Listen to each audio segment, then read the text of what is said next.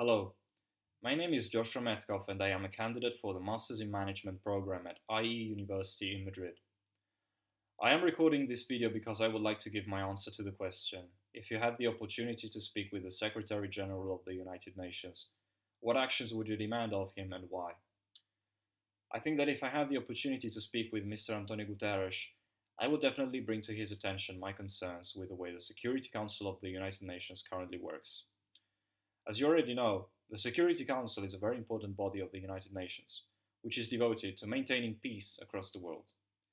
It is composed of 5 permanent members: China, Russia, the United States, the United Kingdom, and France, and another 10 members which are elected by the General Assembly for non-permanent terms.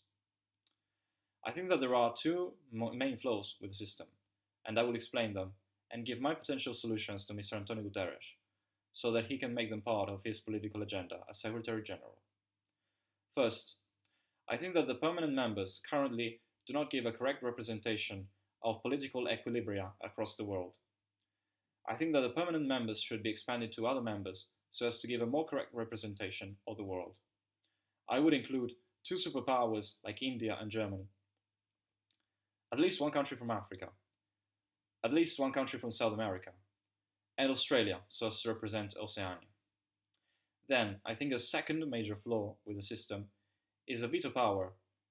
The veto power basically allows any of the permanent members to block a resolution approved by the majority of the Security Council if it goes against their own political interests.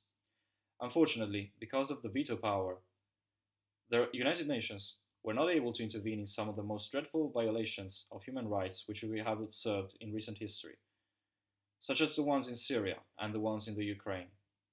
Therefore, I would suggest to Mr. Antonio Guterres that he makes a call for a stronger implementation of the Uniting for Peace resolution, which was approved by a majority of the General Assembly in 1950, and which allows the General Assembly to bypass the Security Council in situations where human rights are seriously under threat.